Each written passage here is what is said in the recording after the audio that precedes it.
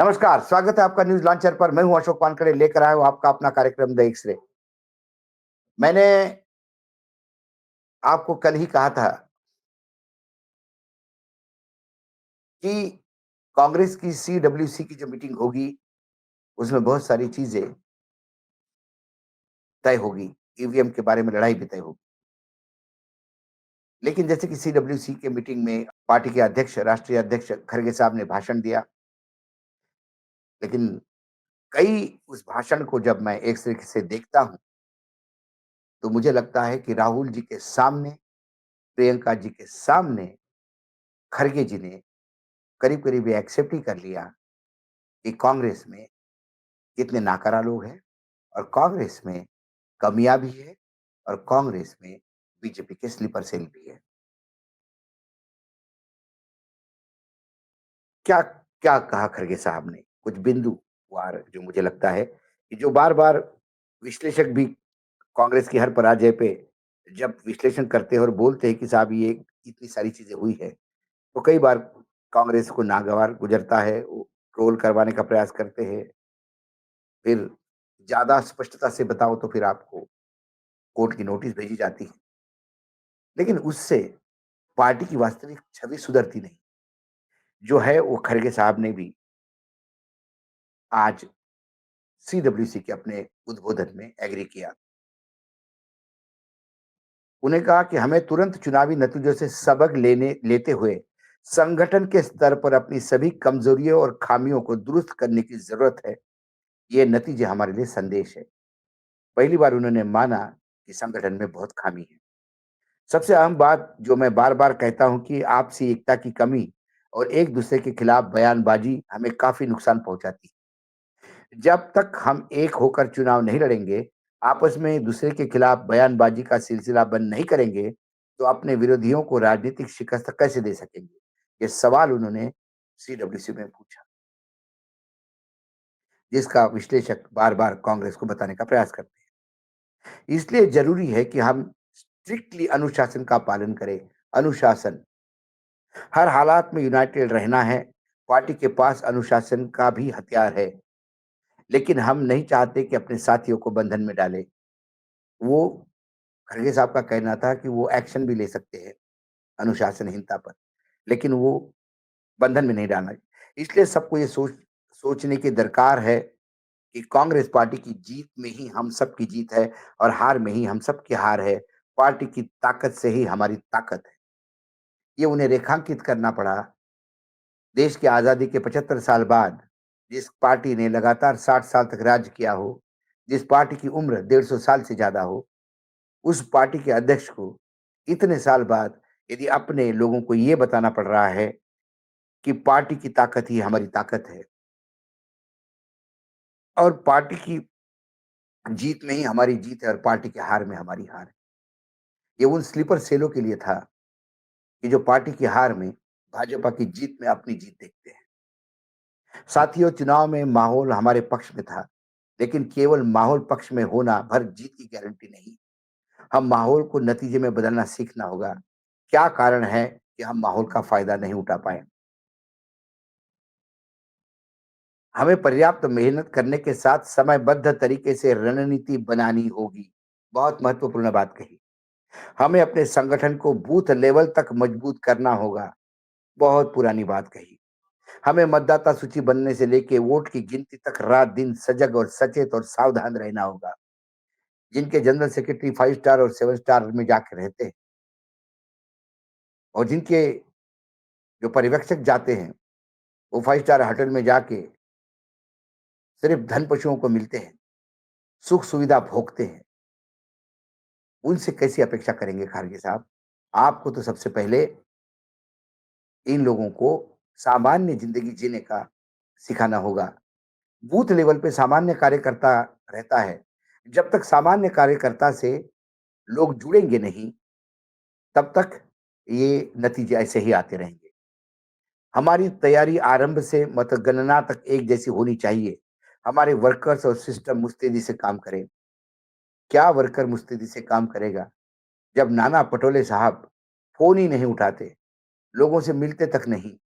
उनके अपने निजी समर्थक भी कहते हैं कि फ़ोन नहीं उठाते।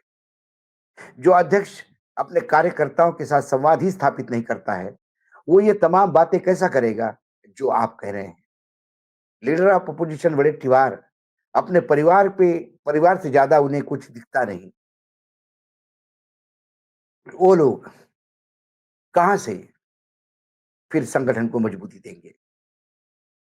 कई राज्य में हमारा संगठन अपेक्षा के अनुरूप नहीं है। संगठन का मजबूत होना हमारी सबसे बड़ी ज़रूरत है। ये उन्होंने जूता मारा केसी वेणुगोपाल जनरल सेक्रेटरी ऑर्गेनाइजेशन को।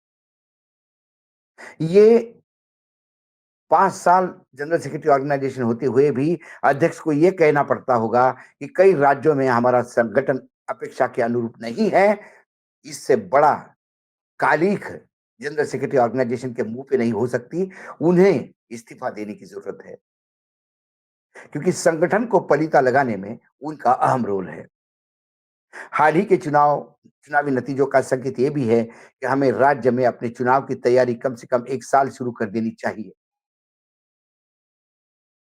ये बात भाजपा करती है। झारखंड में चुनाव के नतीजे आने के बाद अगले 5 साल की चुनाव की तैयारी भाजपा ने कर दी।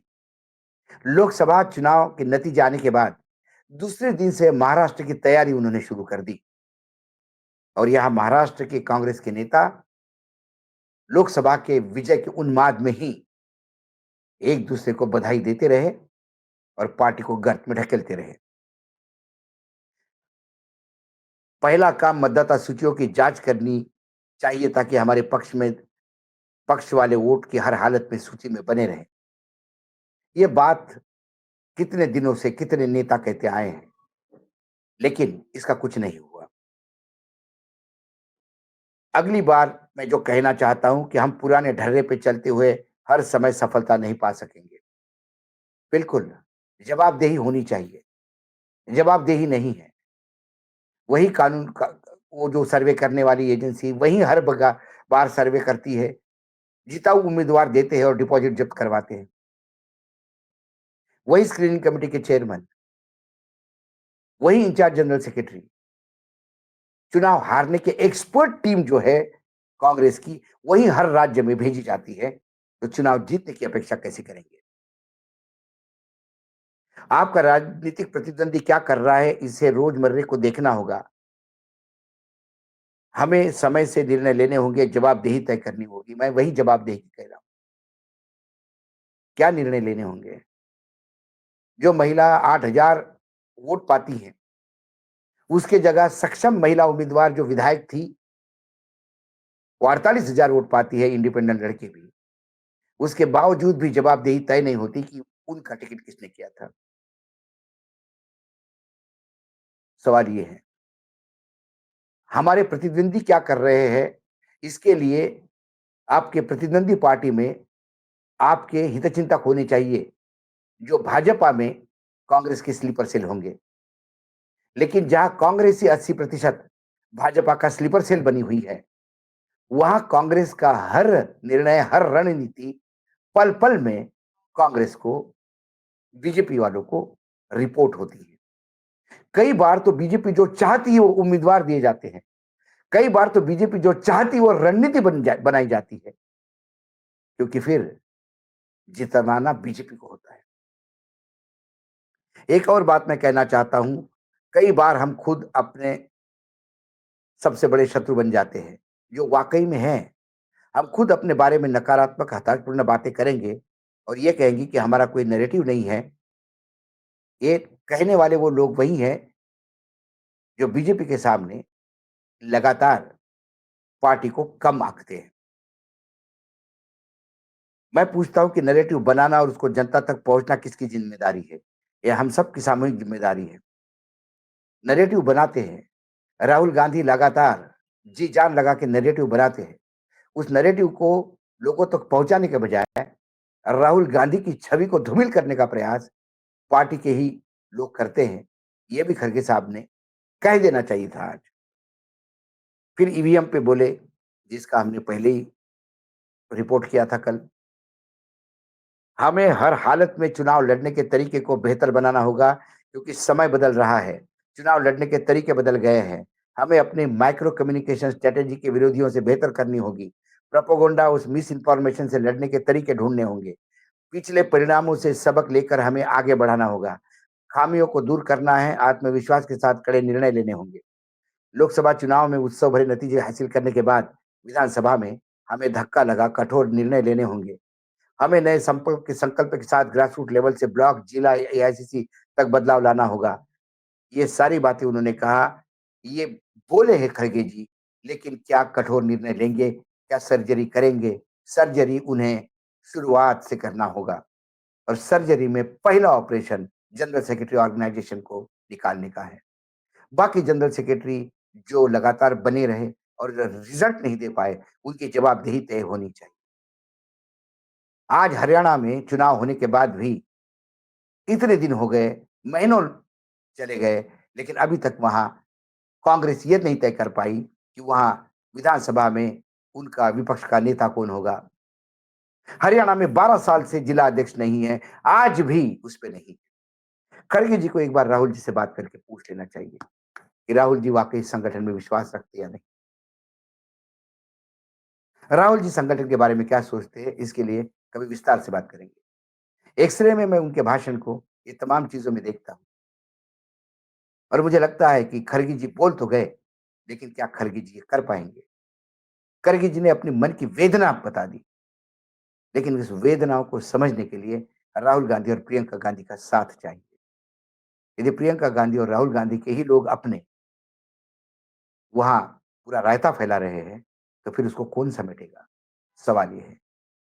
आज एक्स-रे में इतना ही, कल फिर आता हूँ किसी विषय के साथ, तब तक के लिए नमस्कार। देखते रहिएगा न्यूज़ लॉन्चर।